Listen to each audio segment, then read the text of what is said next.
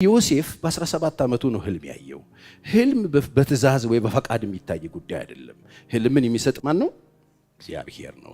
የእግዚአብሔር ፕላን ምንድነው? ዮሴፍን ማክበር ነው። የእግዚአብሔር ፕላን ዮሴፍን ምንድነው? ትልቅ ማድረግ ነው። የእግዚአብሔር ፕላን ምንድነው? ዮሴፍን የሌሎቹ ታላቅ ማድረግ ነው። ዮሴፍን ከፍ ማድረግ ነው። ዮሴፍ ፊት መተው ሰዎች እንዲሰግዱ ማድረግ ነው። ማግዘፍ ነው። የእግዚአብሔር ፕላን ይሄ ነው። ታዲያ የእግዚአብሔር ፕላን እንደዚህ ሲሆን ምንድነው የተከሰተው? እንዳያችሁት ነው። ስለዚህ ከዚህ ታሪክ ውስጥ ምንድነው የምንማረው ዛሬ? እግዚአብሔር ሊያከብራችሁ ሲል እግዚአብሔር በእናንተ ላይ ያወጣውን ፕላን ሲያወጣ የሚሆኑ በጣም ወሳኝ 3 ነገሮች ነግራችኋለሁ። እግዚአብሔር በህይወታችሁ ቃል ካወጣ፣ እግዚአብሔር በእናንተ ህይወት እሰራለሁ ብሎ ከተናገረ በኋላ፣ እግዚአብሔር በእናንተ ላይ እቅድ ካቀደ በኋላ ያ እቅድ ወዲያውኑ የሚፈጸም አለመሆኑን እንድታውቁ ያስፈልጋል። የሚሆነው 3 ነገር ነው። አንደኛ እግዚአብሔር እናንተን ሊያከብር ሲፈልግ፣ እግዚአብሔር እናንተን ከፍ ሊያደርግ ሲፈልግ፣ እግዚአብሔር እናንተን ካላችሁበት ሁኔታ ሊያወጣ ሲፈልግ የመጀመሪያው ነገር በገዛ ወንድሞቻችሁ አካባቢያችሁ ባሉ ሰዎች መናቅ ትጀምራላችሁ። በጣም ይወዱናል ብላችሁ አብረናቸው ነን ብላችሁ የኔ ናቸው ያላችኋቸው ወንድሞቻችሁ እህቶቻችሁ ሳይቀሩ ይንቋችኋል። እግዚአብሔር የተናገራችሁን ነገር አያምኗችሁ። እግዚአብሔር ሊያከብራችሁ ሲል ትናቃላችሁ እያልኩ እግዚአብሔር ሊያከብራችሁ ሲል ትናቃላችሁ። የምትናቁት በማያውቋችሁ ሰዎች አለ፣ በሚያውቋችሁ ሰዎች። እግዚአብሔር በእናንተ ህይወት ውስጥ ይሄንን አደርጋለሁ ብሎ ሲነሳ የመጀመሪያ የሚነሱባችሁ አጠገባችሁ ያሉ ወንድሞቻችሁና እህቶቻችሁ ናቸው። እግዚአብሔር ሊያከብራችሁ ሲል አጠገባችሁ ያሉ ሰዎች የኔ የምትሏቸው ሰዎች ይንቋችኋል፣ አያምኑባችሁም በእናንተ። እግዚአብሔር በተናገራችሁ ነገር፣ እግዚአብሔር እሰራዋለሁ ባለ ነገር፣ እግዚአብሔር በእናንተ ይሁን ሊያደርግ ባለው ነገር ላይ እምነት አይኖራቸውም። የኔ የምትሏቸው የምታከብሯቸው ሰዎች ይንቋችሁ። መናቅ በህይወታችሁ ተከስቷል። በቃ እንግዲያው አንድ ነገር ይሆናል ከፊት ለፊታችሁ አለ። ዮሴፍ ይህንን ነው። እግዚአብሔር የሚገርማችሁ ነገር እንደሚናቅ አልነገረውም። እግዚአብሔር እናንተን እንደሚያከብራችሁ ሲነግራችሁ ከክብሩ በፊት የሚሆነውን ነገር አይነግራችሁ። መሐሉን አይናገርም። እግዚአብሔር እስራኤልን ከግብፅ አውጥቶ አሻግራለሁ ሲል መሐሉን አልነገራቸውም። መራራውን ውሃ አልነገራቸውም። በፊት ለፊታቸው ያሉ ጠላቶቻቸውን አልነገራቸውም። ቀይ ባህሩን አይናገርም። እግዚአብሔር መጀመሪያ መጨረሻችሁን ይነግራችሁ። እስቲ በደንብ አሜን በሉ። ያንን እግዚአብሔር ለእናንተ ያለውን ክብር ሲናገር በዙሪያችሁ እንደዚህ አይነት ሰዎች ይነሱባችሁ።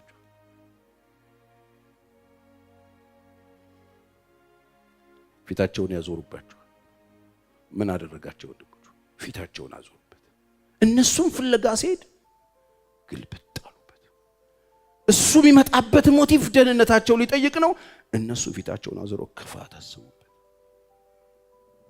እስቲ እናያለን፣ ያ ህልም ይፈጸም እንደሆነ እናያለን። እስቲ ይሄ ጉረኛ እግዚአብሔር አለኝ ያለው ነገር እኛ እናስቆመዋለን አሉ። አይገርማችሁ? እግዚአብሔር የነገራችሁን ነገር ይዛችሁ መንገድ ስትጀምሩ መንገዳችሁ ላይ የሚገጥማችሁ የመጀመሪያው ነገር እንደዚህ ፊት ይዞርባችሁ። የምታስቡት ሳይሆን የማታስቡት ነገር ይሆናል። በነማ እነዛው እናንተ በረዳችኋቸው፣ እናንተ ባገዛችኋቸው፣ እናንተ የነሱን ነገር እንጀራ እኮ ይዞላቸው ነው የመጣው። ደህንነታቸው ሊጠይቅ ነው የመጣው። የደረሳችሁላቸው ሰዎች ይነሱባችሁ። ያገዛችኋቸው ሰዎች ይነሳሉ። ስለዚህ ብዥ ያለባችሁ ሰዎች፣ ያመንኳቸው ከዱኝ የምትሉ ሰዎች፣ ፊታቸውን አዞሩብኝ የምትሉ ሰዎች፣ የኔ ያልኳቸው ሰዎች ፊታቸውን አዞሩብኝ ተለወጡብኝ የምትሉ ሰዎች የምስራች፣ እግዚአብሔር ሊያከብራችሁ ሲል የመጀመሪያው የሚነሱባችሁ እነሱ ናቸው። ተነሱበት። ፊታቸውን አዞሩበት።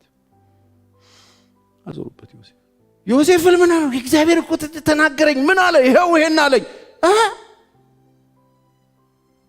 ይሄ ሰውዬ ሐሳቡ እኛ ላይ ሊነግስ ነው እንዴ? ዮሴፍ ነው ያለው። ይሄ ማን ነው ያለው? እስቲ እግዚአብሔር ያለውን በሉ። ማንም ምንም አያስቆመው። ማንም አያስቆመው፣ ምንም አያስቆመው። የተደራጀ ኃይል አያስቆመው። እግዚአብሔር ብቻ ይበል።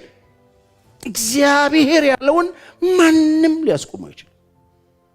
የቅርብ የምትሏቸው ወንድሞቻችሁ ማስቆም አይችሉም። በጣም የምታምኑባቸው ሰዎች ማስቆም አይችሉም። እግዚአብሔር ስላለ በዮሴፍ ሕይወት ውስጥ ይሄ ነው የሆነው። ትከዳላችሁ፣ ፊት ይዞርባችኋል። የኔ የምትሏቸው ሰዎች ይከዷችኋል። የምታምኗቸው ሰዎች ይቀየሩባችኋል። ልባችሁን የጣላችሁባቸው ሰዎች ፊታቸውን ያዞሩባችኋል። በቃ የመጀመሪያው ነገር ይሄ ነው። መቼ? እግዚአብሔር ሊያከብርህ ሲፈልግ። የክብር መንገድ ነው ይሄ መገፋት። የክብር መንገድ ነው መናቅ። የክብር መንገድ ነው ሰዎች ፊት ጀርባቸውን መስጠት። የክብር መንገድ ነው ብቸኝነት። የክብር መንገድ ዮሴፍን ከአባቱ ቤት ነጠለው። ምን አደረገ? እግዚአብሔር ያለውን እስቲ ይሁንና አይሆን እናየዋለን ብለው መንገዱን ቆረጥ ነው ብለው በጠስ ነው ብለው ጉድጓድ ጣሉትና ከዛ ደግሞ ሲያገኙ ለምን ገለዋለን ለምን አርቀን አንጥለው ሸጡትና ይገርም ነው እኮ ወረወሩት። በቃ እነሱ ጨርሰናል ብለው ጭራሽ አባታቸው መርዶ አረዱት። የተገዛለትን ያንን ልብስ ወስደው ፍየል አርደው ዋጋ ከፍለው ፍየል የሚጠብቁትን አንድ ፍየል አርደው መስዋዕት አድርገው ከፍለው ማለት እኮ ነው። በፍየል ደም ልብሱ ነክረው አባታቸው ጋር ይሆና ቲያትር ሰሩ። ነጡና አባ ወይ ይሄ ነገር የማን ነው? እንጃ ዮሴፍ ይሆን እንዴ ልብሱ? በዚህ ልክ ይከፉብሃል አይገርምም? በዚህ ልክ ነው መርዶህን ሞትህን በዚህ ልክ ደምድመው ከምድር ገጽ ሊያጠፉ ይፈልጋሉ። እግዚአብሔር በዙፋኑ ቁጭ ብሎ ያያቸዋል። ያለውን ያደርጋል። አባ ወይ ይሄ ውስጥ ልብስ ይሄ ልጅ ይሆን እንዴ መሰለኝ ኢየሱስ ይመስላል አሉት። አውቀው እኮ ነው አባታቸው። አስለቀሱት፣ ደምም አስለቀሱት። ያዕቆብ አለቀሰ።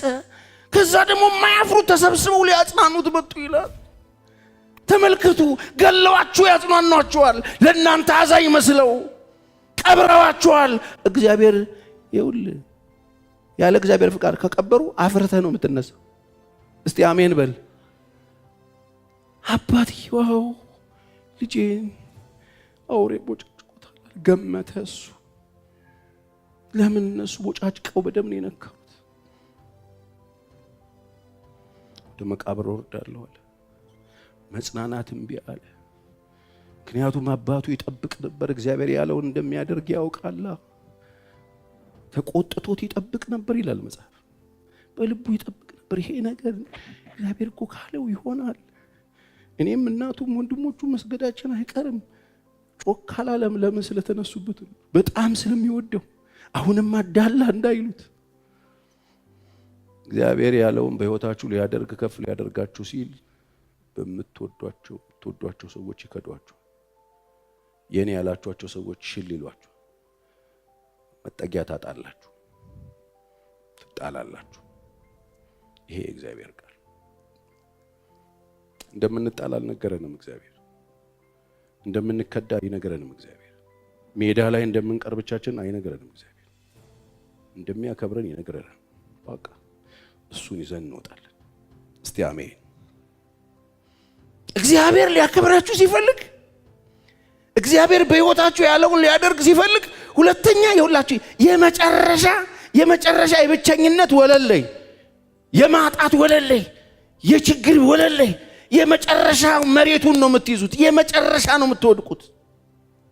የመከራው መጨረሻ ላይ፣ የብቸኝነት መጨረሻ ላይ፣ የግፍ መጨረሻ ላይ የህይወታችሁ ርቀቱ ከቤተሰብ ተነጥላችሁ ርቀቱ የምትወድቁት ጥግ ነው። መቼ? እግዚአብሔር ሊያከብራችሁ ሲፈልግ። የመገፋትን ጥግ ታያላችሁ፣ የመጠላትን ጥግ ታያላችሁ፣ የመከዳትን ጥጉን የመጨረሻው ወለሉን ግርግዳውን ነው የምትይዙት። ያን ጊዜ ግራ እንዳይገባችሁ እግዚአብሔር ያለውን ያደርጋል። የሰማኝ አሜን ይበለኝ እስቲ። እግዚአብሔር ያለውን ያደርጋል በሉ፣ ጮክ በሉና ያደርጋል። ጥጉን ትይዛላችሁ። ጉድጓድ ውስጥ ነው የምትወድቁት። በለቅሶ ሸለቆ በወሰነው ስፍራ የሕግ መምህር በረከትን ይሰጣል ይላል። በረከትን ያዘጋጃል። የመጨረሻ የጉድጓዱን ጥግ ትይዛላችሁ። መሬት ላይ አይደለም፣ ጉድጓዱን መጨረሻውን ትይዙታላችሁ። የግፍን መጨረሻ ታገኙታላችሁ። የክፋትን መጨረሻ ታገኙታላችሁ። መሸጥ ሕይወታችሁ ውስጥ ይገጥማችኋል። መከዳት አይደለም፣ መሸጥ ሰዎች ተደራድረው ይሸጧቸዋል፣ አሳልፈው ይሰጧቸዋል። መቼ? እግዚአብሔር ሊያከብራችሁ ሲፈልግ። የኔ በምትሏቸው ሰዎች ትሸጣላችሁ። አውጥተው ቸብ ያደርጓችኋል። ሚስጥራችሁን የሚያውቁ፣ ገመናችሁን የሚያውቁ፣ ህልማችሁን የሚያውቁ፣ እናንተን የሚያውቁ አባት ለእናንተ ያለውን ፍቅር የሚያውቁ እነሱ በተቃጠገባችሁ ያሉ ሰዎች ይሸጧችሁ። መቼ መሰላችሁ? ልትከብሩ ነው። እግዚአብሔር እየጣላችሁ አይደለም። ሰው ሲጥላችሁ እግዚአብሔር አይጥል። እስቲ አሜን በሉ። ይኸው ዮሴፍ በ17 ዓመቱ ወጣት ልጅ ምን አረጋቸው? ይንከራተታል፣ በረሃ ለበረሃ ይቅበዘበዛል። ወስደው ጉድጓድ ውስጥ አሉ። ያሰቡበት ፕላን ትልቅ ነበር። ሮቤል ነው ሐሳቡን ያመጣው። ብንጥለው ይሻላል፣ ደሙን ለምን እናፈሳለን? ከዛ ደግሞ ይሁዳ ደግሞ ቀበል አለ። በጣም የሚገርማችሁ የብሉይ ኪዳኑ ይሁዳ የመሸጥን ሐሳብ ያመጣው እሱ። የብሉይ ኪዳኑ ይሁዳ ኢየሱስን ልክ ይሄኛው አዲስ ኪዳኑ ይሁዳ ንሽጠው እንዳለ የብሉይ ኪዳኑ ስሙ ነው እንዴ? ስሙ እኮ ምስጋና ነው። ግን ይሄው ገዢ አግኝተናል ብሎ አሸጠ። ትሸጣላችሁ። ተሸጣችሁ ማለት ህልማችሁ ቀረ ማለት አይደለም። የኔ የምትላት ሚስትህ፣ የኔ የምትዩ ባልሽ፣ የኔ የምትለው ወንድምህ፣ የኔ የምትለው እህትህ፣ ባልንጀራህ ይሸጣል። ወደ ክብር ልትሄድ ስትል ተባብረው ይጨክኑብህ። ወለሉ እንድታገኝ መሬት አለ አይደል? እስቲ ረገጥ አድርጉት መሬቱ። በቃ እሱ ላይ መጨረሻው። ከመሬት ወዴት እንወድቃለን? ወዴትም አንወድቅ። ተጣለ። የመጨረሻው ጉድጓድ ከተቱት። የመጨረሻውን እንደ ባሪያ ሸጡት። ከዛ ደግሞ በግፍ የሄደበት ቦታ በግፍ ባላደረገው ተከሶ ወይኒ ተጣለ። የመጨረሻው እንዴ እግዚአብሔር የለም እንዴ? ያ ህልም የሚያሳየው የት ሄዶ ነው? ለምንድን ነው ጣልቃ የማይገባው? ለምን? ጊዜው ገና ነዋ። የተናገረውን የሚያደርግበትን ጊዜ ያውቃላ። አከብራለሁ ያለ እግዚአብሔር ያከብራላ። ጊዜውን ጠብቆ መልካም ያደርጋላ። መጽሐፍ አይዘገይም፣ በጊዜው እሱ ይመጣል ይላል። ጻድቅ ግን በእምነቱ በህይወት ይኖራል ይላል። ተመልከቱ፣ ወስደው የተሸጡት ወስደው እነዛ እስማኤላውያን ነጋዴዎች ወስደው ለግብጽ ቤተ መንግስት ሸጡት። ጴጢፋራ የሚባለው የንጉሱ አገልጋይ ገዛው፣ ቤት ወሰደው። ባላደረገው ነገር ወጥመድ ተሰርቶለት፣ ባልሰራው ነገር በማስረጃ ልብሱ ተይዞ ተከሶ ጉድጓድ አስጣለው። አያይም እንደ እግዚአብሔር። እንደዚህ ዋጋ የምትከፍሉ ሰዎች አላችሁ፣ በልዩ ልዩ ስፍራ፣ እዚህም ሌላም ቦታ ምንም በማታውቁት ሁኔታ ተቆላልፋችሁ የተጣላችሁ ሰዎች የምስራች ከፊታችሁ ክብር አለ። እስቲ በአሜን በሉ። እግዚአብሔር ማንንም ሰው ይቅርታ የሚጠይቅበት ስራ አይሰራም። ከምታልፉበት መንገድ የተነሳ ተጥያለሁ፣ ተትቻለሁ፣ እግዚአብሔር ሆይ ምን አድርጌያለሁ ብላችሁ ተናግራችሁ ሊሆን ይችላል። ከፍቷችሁ ብዙ ብላችሁ ሊሆን ይችላል። እግዚአብሔርን ይቅርታ ትጠይቁታላችሁ እንጂ እግዚአብሔር ይቅርታ ይጠይቃችሁ ያለውን ስለሚያደርግ። በህይወታችሁ የተናገረውን እግዚአብሔር ያደርጋል። የተናቃችሁ፣ የተሸጣችሁ፣ የተጣላችሁ፣ የተቸገራችሁ፣ ግራ የገባችሁ፣ ያለቀሳችሁ፣ ወይኒ የወደቃችሁ፣ መከራ ውስጥ ያላችሁ፣ የተከፋችሁ፣ በብቸኝነት አለንጋ የተገረፋችሁ፣ በምድር ላይ ብቻችሁን የተፈጠራችሁ እስኪመስላችሁ ድረስ ሰው አልባ የሆናችሁ ሰዎች የምስራች እግዚአብሔር ሊያከብራችሁ። እስቲ ሊያከብርህ ሲፈልግ የመከራውን ጥግ ታገኘዋል። የመገፋት ጥግ፣ የመሸጥ ጥግ፣ የመውደቅ ጥግ ታች ነው የምትመጣው። ለምን ሲባል እግዚአብሔር ብቻውን ታምራት ስለሚሰራ የማይቀደም አምላክ ስለሆነ። አሜን። የተቀደማችሁ የመሰላችሁ፣ ብቻችሁን የቀራችሁ የመሰላችሁ፣ የተከፋባችሁ የከፋችሁ፣ ብቻችሁን በሐዘን የተቆራመዳችሁ እኔ ለእናንተ ነው ዛሬ እዚህ ጋር የመጣሁት። እግዚአብሔር ከፊታችሁ ክብር አለ ይላችሁ። እኔ የነገርኩህን እስካደርግልህ ድረስ ምን አልልህም ነው የሚለው፣ አልተውህም። የነገርኩህን እስካደርግልህ ድረስ። ምድረ በዳ ላይ አሸዋ ላይ አግኝቶት ያዕቆብን የነገርኩህን ድንጋይ ተንተረሰ ነግሬሃለሁ አይደል? የነገርኩህን እስካደርግ አልተውህም። ከብራችሁ ሲፈልግ እግዚአብሔር በዚህ ሁሉ ውስጥ እያለፋችሁ አንድ ጥያቄ ይጠይቃችሁ። ጥያቄው ምን መሰላችሁ? የበደሏችሁ፣ የገፏችሁ፣ መከራ ያመጡባችሁ፣ መንገዳችሁ ላይ እንቅፋት ያረጉባችሁ፣ ያስቀየሟችሁ፣ የገፏችሁ፣ እዚህ ሁሉ ማዕት ውስጥ የከተቷችሁ ከራያችሁ ያስቀሯችሁ የመሰሏችሁ ሰዎች ይቅር በሉ። የይቅርታ ልብ ያዙ። ክብር ታዲስ እሱ እኮ የለም። ለቀቁ። መረጣዱ እንዴት በቃ እግዚአብሔር የሚሰራው እንደዚህ ያበላቸው ነከሱት፣ የፈወሳቸው ይሰቀላሉ፣ አብረውት የበሉት ሸጡት፣ ከዱት። የሚገርም ነው። ትናንትና ሆሳዕና ብሎ የዘመረ ጃኬቱን ያነጠፈ ጃኬቱን ለብሶ ስቀለው ሲል ትናንትና ዛሳ ዘይት ምናምን እንትኑን የበላ ተነስቶ ስቀለው ሚል የተፈወሰ ስቀለው ይላል። ተሰብስቦ ቸርነት ያረገላቸው ወዳጆቹ የኔ የሚላቸው የፈወሳቸው የተንከባከባቸው ያዘነላቸው ሸጡት፣ ሰቀሉት። እሱ እዛ ላይ ሆኖ ምን አለ ነው የሚያደርጉት አያውቁምና ምን በላቸው ይቅር በላቸው። የይቅርታ ልብ ያዙ። ወደ ክብር እየሄዳችሁ ያላችሁ ሰዎች፣ አሁን ባወራሁት መንገድ እየሄዳችሁ ያላችሁ ሰዎች አላችሁ። የይቅርታ ልብ ያዙ። አይሆንም አለበዚህ ተገፍቼም ተገፍተህማ ተሽጤም ተሽጠህ መከራ ደርሶብህ አዎ ታምተህ አዎ መከራ ያደረሰብህ ሰውዬ አዎ ምን ልበለው ይቅር በለው። የከዳህን አዎ ማዕት ያመጣብህን አዎ ከስራ ያስባረረህን አዎ አቅጣጫ ያሳተህ ነው ልብህን የሰበረውን አዎ ይሄ ክብር መንገድ ነው። እግዚአብሔር ሊያከብራችሁ ሲፈልግ ልጄ ሆይ ልብህን ስጠኝ፣ አይኖችህ ደግሞ መንገዴን ይውደዱ ይላል። ምንድነው ያንተ መንገድ? የይቅርታ፣ የፍቅር፣ የምሕረት። የተጎዳችሁ ሰዎች አላችሁ፣ ጉዳት የደረሰባችሁ እያለን እንደሌለን የቆጠሩንን ሰዎች አዎ ጸጋ ያለን ባዶ እንደሆነን የነገሩን ሰዎች አዎ ራቁታም እንደሆነን የነገሩን ሰዎች አዎ እንደማንችል የነገሩን ሰዎች አዎ ዋጋ የለህም ያሉንን ሰዎች አዎ የሰበሩንን ሰዎች አዎ ያቃለሉንን ሰዎች አዎ ያራከሱንን ሰዎች አዎ ምን ይቅር በላቸው። የከፉብህን አዎ የከፉብህን፣ ክፉ ወሬ ያወሩብህን ያወሩብህን፣ ነገርን ለማበላሸት ጭቃ በጥብጠው የረጩህን አዎ እነሱ ምን በላቸው ይቅር በላቸው። እግዚአብሔር ሊያከብራችሁ ሲፈልግ የይቅርታ ልብ ያዙ ነው የሚለው። ይሄ መጨረሻው ስቴፕ ላይ ስትደርሱ እሱ ትንሣኤ በሕይወታችሁ ሊሆን እግዚአብሔርን ተአምር ልታዩ ስትሉ እግዚአብሔር እነዛ ያስቀየሟችሁ ሰዎች አሁን እያወራው አምጥቶ እፊታችሁ ይሰገስገዋል፣ ይደረድራችኋል። እንዴ እሷንም የመንገዴ መበላሸት ምክንያት የሆነችውን እንግዲያው ከዮሴፍ በላይ ማን ተቸገረ? ከዮሴፍ በላይ ማን ተገፋ? ክብር ትፈልጋላችሁ? ከፊት ለፊታችሁ በደግ ቃል አውሩ፣ በምህረት አውሩ፣ በይቅርታ አውሩ። የበደሏችሁን፣ የገፏችሁን፣ ክፉ ያደረጉባችሁ፣ መከራ በሕይወታችሁ ውስጥ ያመጡት ሰዎች ይቅር በሏቸው። ለእግዚአብሔር ስጡና እናንተ ውጡበት። መልካም ቃል አውጡ፣ መልካም ቃል ተናገሩ። ለምን ካላችሁ እግዚአብሔር የቱ ጋር ይሆናል? እናንተ እሱ ጋር ቁጭ ካላችሁ የእግዚአብሔር ቦታ ነው እሱ። ጻድቅ ፈራጅ እሱ ብቻ።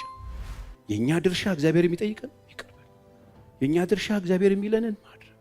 በጎ ቃል ተናገራቸው። በበጎ ቃል ዮሴፍም ከአባቱ ቤተሰቦች ሁሉ ጋር ግብጽ ተቀመጠ፣ 110 ዓመት ኖረ ይላል። እንዴት አይኖር? አያችሁ፣ የይቅርታ ልብ እድሜን ያረዝመዋል።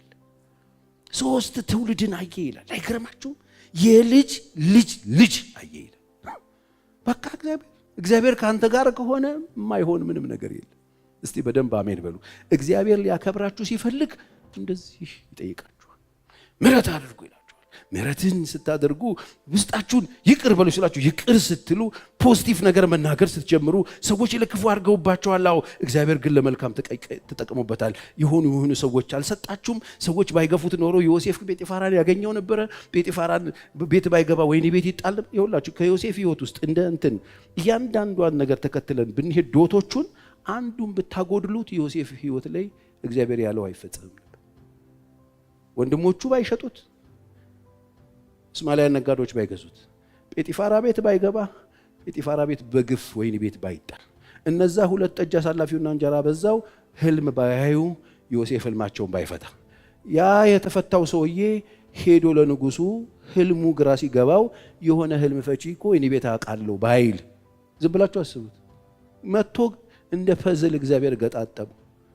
ይኸውላችሁ መከራችሁ በየክፍለ ዘመኑ ላይ በየዓመተ ምሕረቱ ያለፋችሁባቸው መከራዎች እግዚአብሔር ይገጣጠማቸውና እንደ ፐዝል በስማም እንድትሉ ያደርጋል።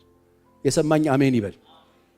የህይወታችሁ ክፍተቶች፣ መከራዎቻችሁ፣ የለቅሶዎቻችሁ ምዕራፎች፣ የመገፋቶቻችሁ ምዕራፎች፣ የብቸኝነታችሁ ምዕራፎች፣ በህይወታችሁ ላይ የመጣባችሁ የመከራ ማዕት እሱን እግዚአብሔር ይገጣጠመውና የሚገርም ፒክቸር እግዚአብሔር ያመጣል።